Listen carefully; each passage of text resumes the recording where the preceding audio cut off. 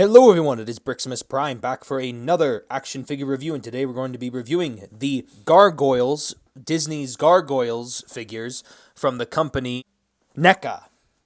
And these are not my figures, these are Red Warriors figures, and we're just going to be doing another guest review, because last time went so well. So anyway, that is really it. I'm just here's just taking a quick look at the packaging. And these boxes, just FYI, they do have an opening flap on the front. That usually is something that they put on boxes to indicate they have quality. So let's see if Neca deserves that much smoke up their ad. And both Demona and Goliath both have their wings and tail separated out of the box. So you come here to his butthole, and you take the tail, and there's a little peg that will go back there, and it's actually quite stiff. There is a lot of wrong with all the words I am saying. And then once you got that tail in there, it's actually in there pretty secure, poses really well. And then after you move past his ever luscious locks, back here on his back, he's got a pair of peg holes, which will fit the pegs for the wings. And now that Goliath has those wings attached on, he now officially looks complete. And this same process for the attachment of the tail and the wings is the same on Demona, only except it is more awkward. And now we'll go over the many accessories that come with these figures, starting with Goliath. Goliath here comes with two heads right here. First of all, he's got this head, which has the pupils on it, and it looks pretty good. He's got a very stern expression, and again, this is the one with that very nice hair. Both of them feature the hair with some nice paintwork to really bring out some of the raised detail on the hair. And he does look a little pissed. And then here is Goliath's other head, which has his more angry expression, like as seen on the box. And I kind of prefer this head a little bit more. Just has a lot more, expression in it. I just like I like how he's, baring his teeth, and it just provides a little bit more detail for me, but also it's mostly because of the pupils. He doesn't have the distracting pupils. And then we've got the book that comes with Goliath as well, and according to the show, specifically to Red Warrior, it's a Shakespearean book. Looks very nice with all the leathery detail. Again, looks actually pretty real, and it's got the all the writing, everything that obviously you cannot read. Would have been nice if they actually did put some text in there, but it's just a small detail. And then Goliath does come with some hands. Goliath comes with a pair of fists, and then he comes with this book holding hand, and the hand does hold the book pretty well. And then Goliath comes with this pair of clawed hands. And these clawed hands do work really well for him to cradle his jalapeno. And then one of the things that I do appreciate from Demona over Goliath is her accessories are a little bit more well done than Goliath's, but that's probably because she's a later figure. Like, for example, her book here does feature a lot of extra leathery detail, just like Goliath's did, only unlike Goliath's, hers can actually open and close on little hinges. And I guess you can almost kind of read that, but obviously it's in a language that I do not know. But still, I appreciate the amount of detail that Neca really put into this book.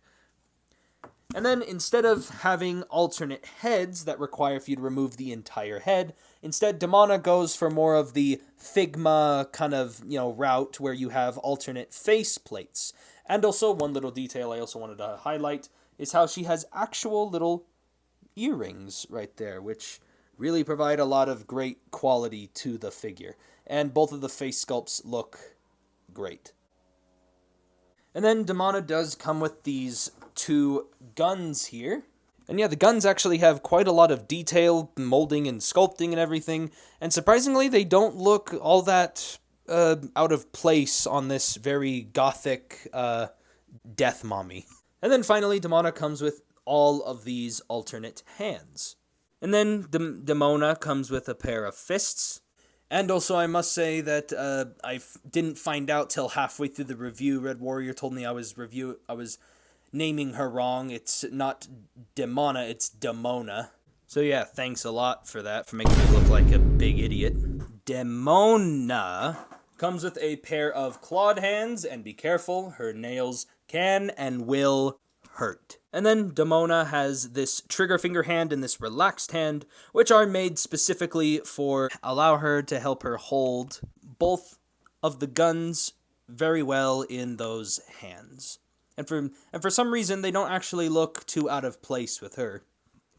And now we'll be officially starting the review by taking a look at Goliath first, and his wingspan is so big I have to pull the camera back really far just to get it all in frame.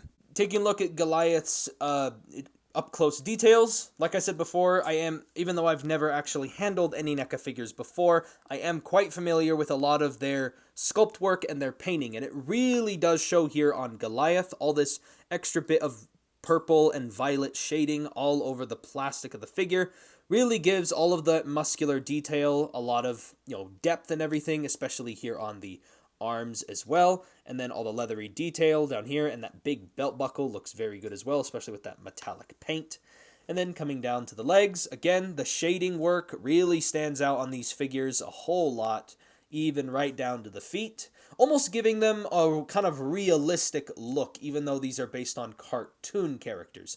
I kind of like the hybrid between the almost live action bordering on cartoon appearance. And then, as I said, that detail even continues here on the back, even right down to the feet. The leathery detail right there. And then the tail doesn't really have any detail at all, but it is more of a smooth plastic. But again, it still blends very well with the rest of the figure as well. And again, like I said before, the hair is also just as high quality as the rest of the body. And then obviously I cannot talk about the Gargoyles without mentioning their wings. And they did a pretty good job here with showing off showing off the wings here. The only issue with these wings, both according to me and also my friend Red Warrior, is we weren't expecting the wings to be a solid piece of plastic. They're just big, solid. We thought they were going to be maybe segmented, or maybe this was going to be more of like a cloth kind of leather material that would kind of fold in with the wing, which would have been pretty cool, but I don't know how much that would have cost for the figures. But nonetheless, they did manage to paint everything all neat and nicely. There's this like slightly metallic bluish grayish wash going all over the black plastic. And even so like I mentioned before, even though these wings are interpreted in the way that we would have hoped for them to be, at least the way they are done is as high quality as the rest of the figure itself.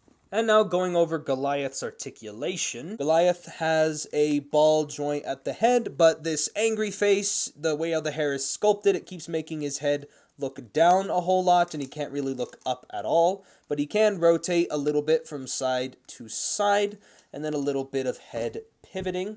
The wings here are on hinge joints that can flap up and down, and also they are on ratchets, which sound so disgusting that it feels like we're going to snap them at any given point in time.